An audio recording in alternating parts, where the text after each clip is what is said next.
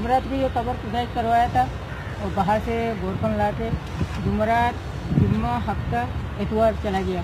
फिर से हल्का हल्का बीनी खुशबू आने लगा। मैं मंगल को मैं नीचे उतर के फिर सफाई का किया और मंगल को जो सफाई किया वो भी हल्का हल्का आ रहा था। कल फजर पड़ के मैं जब सफाई करने उतरा नीचे कल दिन बताएं, जुमेरात, कल जुमेरात को तदफीन वाले दिन। हाँ, तदफीन वाला दिन फजर पड़ के मैं नीचे उतरा, 2 टाइल हटाया, नीचे साफ सुथरा किया।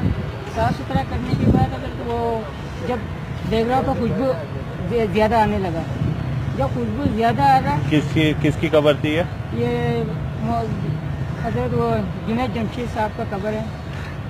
वो पहले से हजरत अल्लामा तौफीक उस्मानी साहब ने खुदवा के रखा था और ये अल्लाह का कुदरत है। कल फजर के बाद से खुशबू इतना तेज़ होने लगा और जब तक तदफीन नहीं हुआ तब तक लोग मिट्टी के लिए तरस रहा था, वहाँ की मिट्टी के लिए। उनका बेटा जो सूंघ रहा था वो उसी कब्र का मिट्टी था। हमने गोरखन को बोला थोड़ा सा मिट्टी उठा के बेटे को दे दीजिए। हमने अपनी जेब से शॉपर निकाल के उनको थोड़ा सा मिट्टी दिया।